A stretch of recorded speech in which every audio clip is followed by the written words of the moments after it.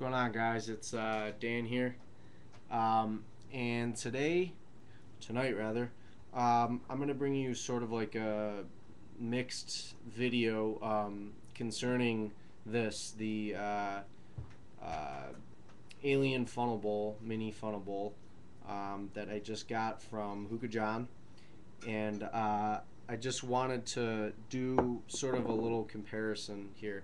Now I don't have um, a Tangiers bowl like a lot of people use and compare in the videos that they make on the alien funnel bowl. I have a Chinese funnel bowl, which I imagine would be somewhere near a small or medium or somewhere in between. Um, Now, the first thing I want to show you guys obviously is the radius of the bowls, or the diameter of the bowls. Um, this one probably, the Chinese, probably twice the diameter of the alien bowl. But the thing that's going to save you guys a lot of shisha and allow for a shorter session or a more conservative session is the depth. And if you guys can see in here, so it's about, the depth in this is, let's see, we'll use a toothpick as measurement here. So the depth on the Chinese funnel bowl is from the end of the toothpick to where my fingers are pinched together, and the depth on the alien bowl is right there. So you can see the difference. This is the alien bowl, this is the Chinese bowl, funnel bowl. So there's the difference right there, and that's what's going to be the thing that makes the difference. So there's just a little comparison in size. Again, another sort of important thing is the size of the funnel. You might expect on the bigger funnel bowl that the hole would be wider, but to me it appears the alien bowl has a wider hole. So there is the Chinese funnel bowl, the end to where my finger is, and let's see, and there you can see, let's see, I'll flip it upside down. There is the difference between, let's see, you guys can't really see that, but the longer one, this one right here, is here, let's tilt it on the side so you guys can actually see, but that's the longer one, the alien bowl. So the alien bowl has a bit of a wider hole to it. I'm not sure how the Tangiers bowls vary, but I'm just showing you guys on my Chinese funnel bowl. So the one thing that I always use when I use my funnel bowl, and some people complain and say, oh, you're not a funnel bowl purist because you use a mod, but just so if I have some sort of sagging tin foil when I pack the bowl and I don't have to worry about that, I always use a mod. And this mod that I use, I have to give credit to Nick from Hookah Domain, because this is his idea that I use, and other people may have used this idea or something like this, but this is just something that I use. So for this funnel bowl, I use two, basically the chip clips.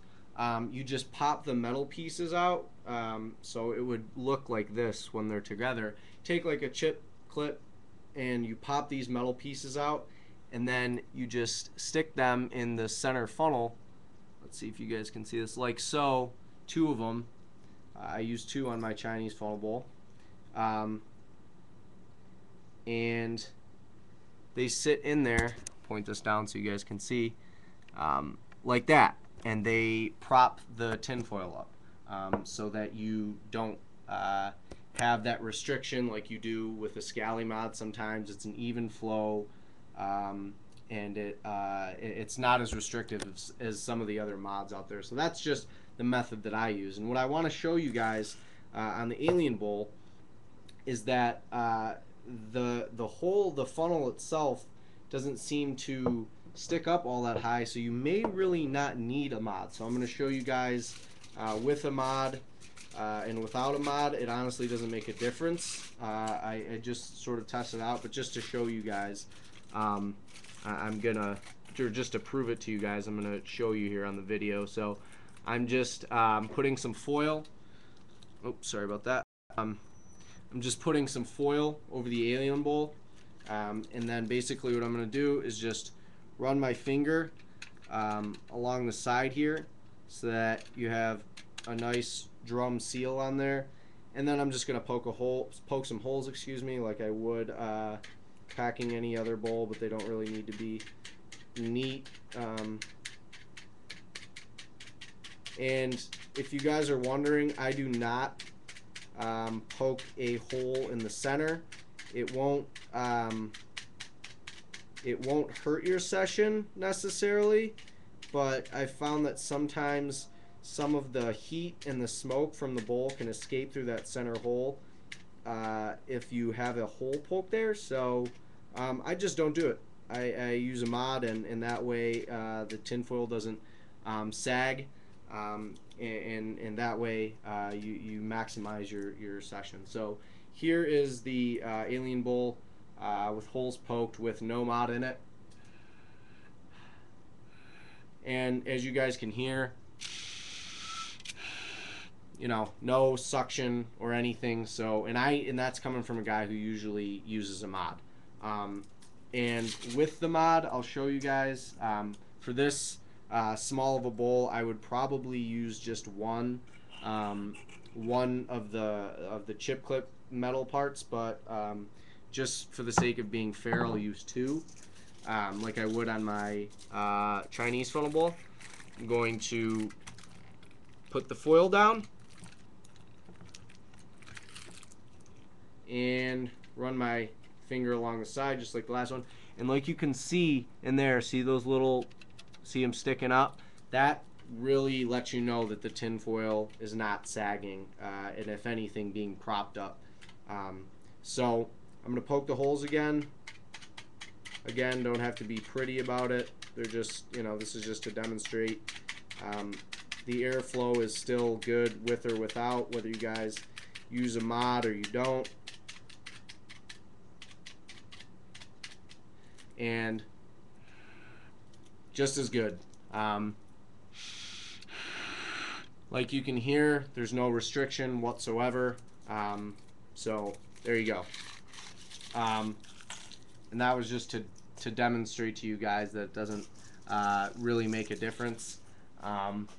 And right now I'm gonna pack some Tangier's sour grape and see. This is my first time packing into the bowl, so I'm gonna see either how easy it is or how difficult it is. And just to give you guys an idea, this is the last of my Tangier's sour grape. Just so you can see, I only got a little bit left in there. Probably would have to spread it pretty thin inside of the normal funnel bowl, but I feel like it should be a pretty sufficient amount for this bowl. So I'm gonna go ahead and point the camera down so you guys can see me packing it in. A lot of people use an oyster fork for Tangier's packing. I personally just use a regular fork. I don't really, you know, it would definitely help to get in some of those smaller spaces, but I don't think that it makes a world of difference. And I know there's some guys out there that would have my head for saying that, but you know, it's a preference thing, and again, it doesn't really matter. So I'm finding it pretty easy to get the shisha packed in here. Again, you'll notice that I don't use the Eric over packing method. I pack it a little bit above the rim, maybe even if not below the rim. It's just how I've always packed Tangiers, and I've never really been a fan of the over packing method. But again, that's just me. You don't have to pack it this way. This is just the way that I pack it. Still very tight, but again, not the over packing method that people seem to be very fond of. Again, just preference. So I'm finding The shisha stays pretty well packed in. Maybe I have it even a little overpacked for my liking.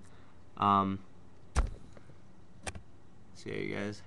And there's a shot of the rim. Like I said, maybe a little overpacked sometimes, but for the most part, I leave it below the rim and do not really employ the foil test like so many people like to use. And I see how John packs his bowls, and I just do not like, you know, the tinfoil to stick. To stick to the foil. The shisha to stick to the foil. So that's the method that I use.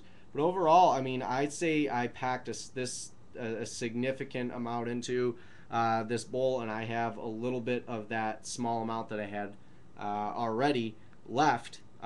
So, you know, pretty good. This probably holds a third of what a small to medium or even a large holds, even less than a large holds. Pretty good. So I'm gonna get back to you guys on the second video, and I'll let you guys know how it smokes. All right.